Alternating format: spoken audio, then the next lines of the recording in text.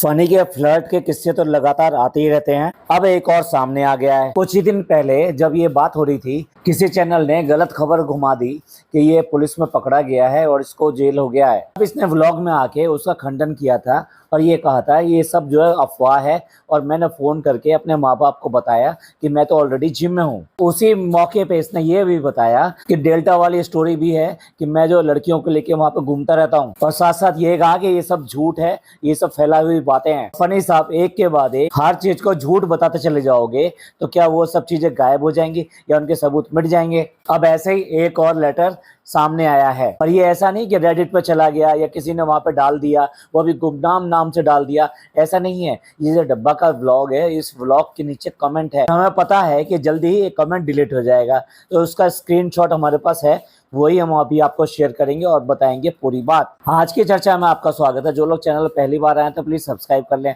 और bell icon भी दबा दें, जिससे कि आने वाली वीडियो की इन्फॉर्मेशन आपको टाइम से मिल जाए। आप हमारी इंस्टा आईडी पे भी हिट कर सकते हैं, इंस्टा आईडी नीचे दी हुई है। बात को बिल्कुल भी घुमाते फिराते हुए ना सीधे सीधे उसी बात पर आते हैं, और सबसे पहले वो स्क्रीनशॉट लगाते हैं जो स्क्रीनशॉट हमने लिया है। देखिए अपनी स्क्रीन पर ये जो आईडी है फूडी मूडी 211 उन्होंने ये पोस्ट किया है और उसी व्लॉग के नीचे पोस्ट किया है। ये कमेंट जो इंग्लिश में किया गया है, मैं इसको पढ़ देता हूँ। अभी कुछ दिन पहले मैं और मेरा 14 वर्षीय बेटा हम लोग मुंबई गए दिल्ली से कुछ काम के लिए। हम लोग खुशामदीद भी गए लंच करने के लिए। वहाँ पर हमारे साथ में रेस्टोरेंट और सनी दोनों ने मिलकर बहुत ही बुरा व्यवहार किया। हम सनी से मिलना चाहते थे, लेकिन उसने ऐसा दिखाने की कोशिश करी जैसा कि वो बहुत ज्यादा बिजी है, और ये सब बहुत ज्यादा एटीट्यूड के साथ में। लेकिन जब मेरे बेटे ने वॉशरूम के साथ में बने हुए केबिन की तरफ झांका, सनी एक लड़की का, यंग लड़की का हाथ पकड़े हुए बैठा हुआ था और गपशप में बिजी था। उस टाइम रेस्टोरेंट पूरी तरह से खाली था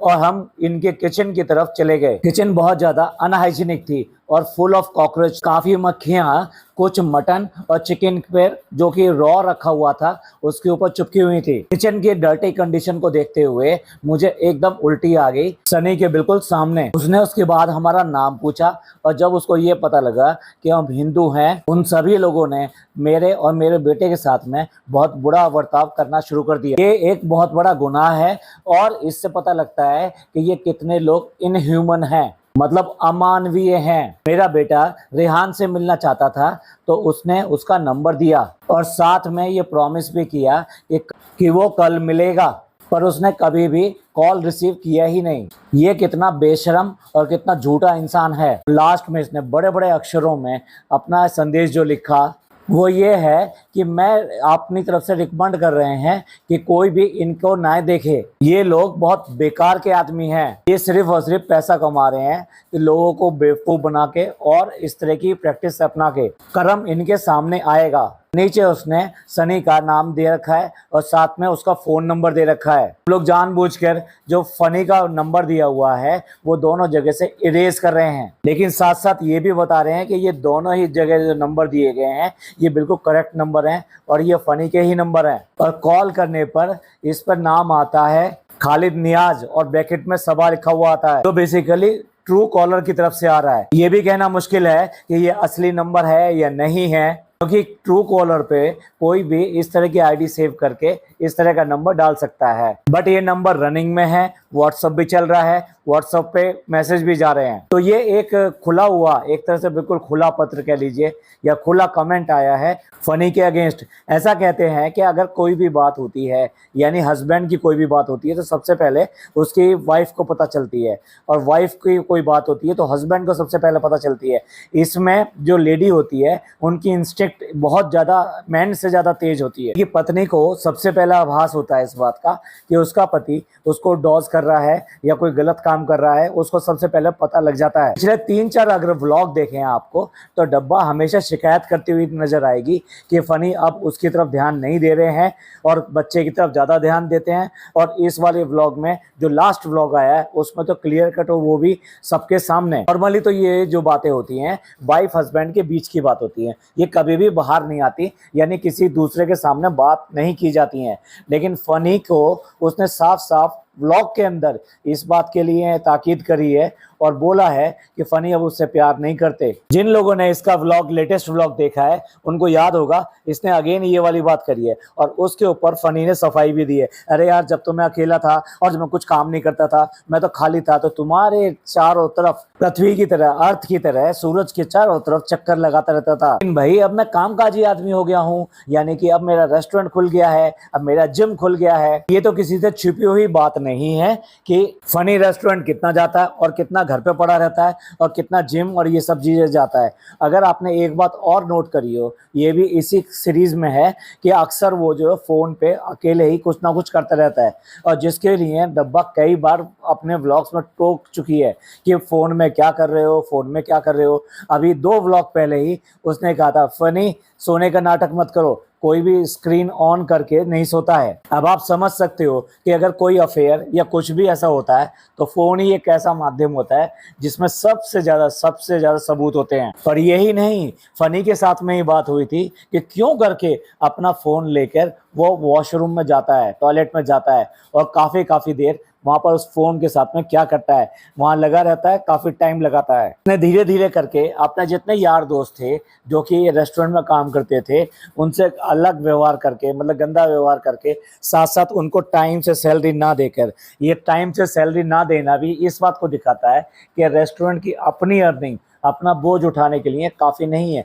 इसी वजह से फनी जो है बहुत सारे लोगों को, उनको टाइम से सैलरी नहीं देता था और यही वजह है कि दोस्त आखिर परेशान होकर यहाँ से एक एक करके चले गए। उनके पास कोई रोजगार नहीं था तो इसलिए तो वो यहाँ पर आए थे, तो वो यहाँ से क्यों जाते? अगर उनको यहाँ पर पूरे पैसे मिल रहे होते तो डेफिनेटली वो काम कर रहे होते। और जब तक इसके यार दोस्त थे वो सारे के सारे डेल्टा वाले रूम में ही रहा करते थे और तब इसका लगातार डेल्टा में आना जाना लगा रहता था। तब इसका रूटीन ये हुआ करता था, रेस्टोरेंट बंद किया और गाड़ी में बैठाकर उन सबको वहां पर ड्रॉप करके आया करता था डेल्टा हाउस में। इस बहाने इसे डेल्टा में जो भी कांड होते थे वो कांड करने का मौका मिलता था। अब क्यों नहीं जाता ये? आपको पता हो तो पहले ये जाता था क्रिकेट मैच खेलने के लिए, वो भी नाइट के टाइम में जाता था और वहीं से ही क्रिकेट मैच के नाम पे गया था और उसके बाद में एक बार ये बुरी तरह से चोट वोट लगने के साथ आया था। तो ऐसे ही बताइए, ऐसे में चोट क्यों लगी? और जब वहां से वापस आया था, एक बार फनी को पकड़ा गया था कि वो क्या पीकर आया है और बार बार बात हो रही थी कोल्ड ड्रिंक और फनी ने ये कह दिया कि सुबह बात करेंगे। और यहाँ तक कि डब्बा ने इसी बात को सुबह तक नहीं छोड़ा था और सुबह भी यही बात हुई थी, कोल्ड ड्रिंक के बारे में बात हुई थी कि वो कोल्ड ड्रिंक क्यों पीकर आया, जबकि कोल्ड ड्रिंक मना की गई थी। आपको पता है कि कोल्ड ड्रिंक क्या होती है और क्यों करके कोल्ड ड्रिंक पीने को मना किया जाता है। आप खुद समझ सकते हैं कि वो बात किस बात के बारे में हो रही थी। डेल्टा, कोल्ड ड्रिंक, लड़की, रात, ये सारे डॉट्स इसी बात को दिखाते हैं कि जरूर कुछ ना कुछ चक्कर है। और इसीलिए डेल्टा के बारे में कोई बात नहीं हुई, बात सिर्फ पुलिस के बारे में हो रही थी। उसके बाद में भी उसने डेल्टा हाउस के लिए सफाई दी। भाई आगे का काम जो है वो डब्बा का है। अब डब्बा क्या करेगी, डब्बा कैसे करेगी, किसको हैंडल करेगी, क्या हैंडल करेगी, अब ये देखना उसका है। देखने वाली बात यह है कि फनी को क्यों करके अपनी लुक पर इतना ज्यादा ध्यान देता है, वो क्यों करके लगातार जिम जाके अपनी बॉडी बना रहा है, प्रोटीन खाता रहता है। उसके अलावा आज की डेट में देखो उसकी ड्रेसिंग सेंस सारी की सारी बदल चुकी है। आज की डेट में वो अपने लुक पर इतना ज़्यादा ध्यान देता है कि आज की डेट में वो सर के बाल लगवाना चाहता है ना। आप ही देखिए इस एज में आके, और जब बीवी बच्चे होने के बाद में कौन इस तरफ भागता है कि चलो बाल थोड़े से हल्के हैं तो मैं हेयर ट्रांसप्लांट कराऊं। वो तो ये है कि डब्बा की तरफ से मंजूरी नहीं मिली, नहीं तो डेफिनेटली वो हेयर ट्रांसप्लांट भी कराता। और फिर याद कीजिए अभी कुछ दिन पहले ये अपनी गाड़ी में किसी लड़की को बैठा कर लेकर आ रहा था कि ये आई हैं यहाँ दिल्ली से, मुंबई आई हैं, और उसको रेस्टोरेंट लेके गया और डब्बा से नहीं मिलवाया और बहुत ही ज़्यादा ब्लश कर रहा था। ये हर एक पॉडकास्टर ने इस बात को नोट किया। जानबूझ के उसको पीछे वाली सीट पे बैठाया और हर तरीके से मुस्कुरा भी रहा था और साथ साथ वो भी लड़की मुस्कुरा रही थी उसको, और कहीं नहीं, सिर्फ और सिर्फ रेस्टोरेंट लेके गया। ये सारी बातें इन डॉट्स को बहुत ज़्यादा कनेक्ट करती हैं और उसके कैरेक्टर और उसका जो आज की डेट में बिहेवियर चल रहा है वो सारा दिखाती हैं। और फिर जो हमने कहा कि बीवी को सबसे पहले पता चलता है क्यों करके डब्बा आज की डेट में इसको इतनी बार टोकती रहती है, और वो भी सरेआम टोकती है इस बात को कि फनी अब तुम मुझसे प्यार नहीं करते। देखिए बिजीनेस अलग बात होती है, प्यार करना अलग बात होती है। यानी कि आपके पल जब अकेले होते हैं तो आप किस तरह से ध्यान देते हो, अपनी वाइफ की तरफ ध्यान देते हो, उससे किस तरह से बिहेव करते हो, किस तरह से बातें करते हो। वही एक पल होते हैं कि जो पहचान में आता है कि ये आदमी किधर जा रहा है। वरना तो हर एक आदमी अपने अपने जॉब, अपने अपने काम में बिजी है, वो कहाँ ध्यान देता है कि घर में क्या चल रहा है, बीवी के साथ क्या चल रहा है, बीवी से बात करेगा नहीं करेगा। ये तो खाली लोगों का काम होता है, जैसे कि फनी ने पहले बताया।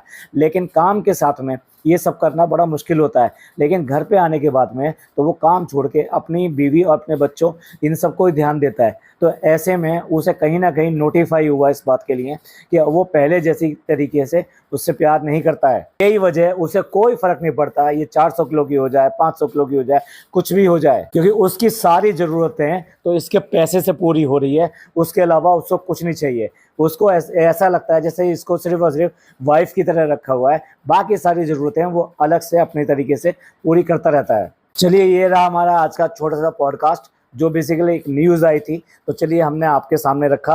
आपका इस सब के बारे में क्या कहना है, प्लीज़ कमेंट करके जरूर बताइएगा। ये पॉडकास्ट आपको अच्छा लगा हो तो प्लीज़ लाइक कीजिए, सब्सक्राइब कीजिए, शेयर कीजिए। थैंक यू, धन्यवाद, शुक्रिया।